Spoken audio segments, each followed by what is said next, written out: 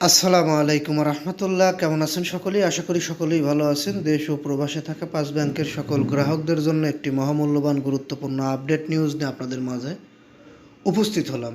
4 ব্যাংকের ব্যর্থতার ভার বইছে এক্সিম ব্যাংক, এই শিরোনামে একটি নিউজ প্রকাশিত হয়েছে। এক্সিম বনাম অন্য 4 ব্যাংক, সূচক তারল্য সংকট, নগদ জমা ঘাটতি, মূলধন ঘাটতি, পরিচালনা সক্ষমতা। এক্সিম ব্যাংকে তারল্য সংকট ছিল না, অন্য 4 ব্যাংকে তারল্য সংকট ছিল। নগদ জমা ঘাটতিও এক্সিম ব্যাংকে ছিল না, কিন্তু অন্য 4 ব্যাংকে ছিল। তুলনামূলক ঘাটতি এক্সিম ব্যাংকে নেই, কিন্তু অন্য 4 ব্যাংকে ছিল। পরিচালনা সক্ষমতা তুলনামূলক ভালো ছিল এক্সিম ব্যাংকে, কিন্তু অন্য 4 ব্যাংক দুর্বল ছিল। উচ্চ খেলাপি হওয়ার সত্ত্বেও এক্সিম ব্যাংকের তারল্য ও মূলধন কাঠামো ছিল তুলনামূলকভাবে স্থিতিশীল। তারপরও এই 4 ব্যাংকের সঙ্গে এক্সিম ব্যাংকে এক করেছে, এ কারণেই 4 ব্যাংকের ব্যর্থতার ভার বইছে এক্সিম ব্যাংক। ঠিক এভাবেই একটি নিউজ প্রকাশ করেছে শেয়ারবিজ, সেখান থেকে আমরা আপনাদের জন্য এই নিউজটি নিয়ে এসেছি। আমরা আরও একটি বিষয় নিয়ে কথা বলবো, সেটা হচ্ছে 5 ব্যাংকের গ্রাহকদের আমানতের টাকা ফেরত প্রসঙ্গ এবং আমানতের টাকার হেয়ার কাট। পরবর্তীতে সেটা 4% উত্তীর্ণ করে আমানতের উপরে লভ্যাংশ দেওয়ার বিষয়ে চূড়ান্ত সিদ্ধান্ত।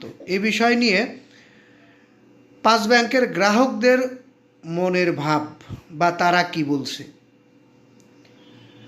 এক্সিম ব্যাংকের গ্রাহকদের কপাল পুড়েছে এই 4 ব্যাংকের সঙ্গে এক্সিম ব্যাংকে এক করার কারণে। আর এই 4 ব্যাংকের সঙ্গে সঙ্গে এক্সিম ব্যাংকের গ্রাহকদেরও এখন হেয়ার কাটের সম্মুখীন হতে হয়েছে, অর্থাৎ 2024 ও 25 সালের টাকার উপরে হেয়ার কাটের সম্মুখীন হয়েছে এক্সিম ব্যাংকের গ্রাহকরা বলছে তাদের আমানতের টাকা পুরোপুরি লভ্যাংশ পরিশোধ না করলে হয়তো যে কোনো সময় আন্দোলনের ডাক আসতে পারে। বাংলাদেশ ব্যাংক কর্তৃপক্ষ একটি সংশোধনীয় বিজ্ঞপ্তিতে জানিয়েছে, হেয়ার কাটের মাধ্যমে 4% করে মুনাফা দেওয়া হবে এই 5 ব্যাংকের গ্রাহকদের আমানতের টাকার উপরে 2024 ও 25 সালের। কিন্তু গ্রাহকরা সেটা মানতে নারাজ। আপনারা যারা এই 5 ব্যাংকের গ্রাহক রয়েছেন তাদের মতামতটি আমরা এই নিউজের মাধ্যমে জানতে ইচ্ছুক।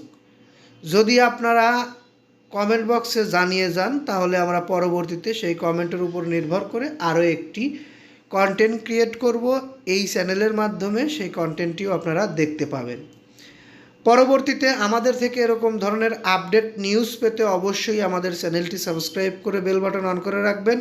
বিশেষ করে যারা নিউজটি এখন পর্যন্ত দেখলেন তারা আমাদের নিউজে একটি লাইক করে আমাদেরকে অনুপ্রেরণা জাগাবেন বলে আশা প্রত্যাশী। যাই হোক, আমরা এই নিউজটি আর দীর্ঘায়িত করছি না, এখান থেকে বিদায় নিচ্ছি। আসসালামু আলাইকুম।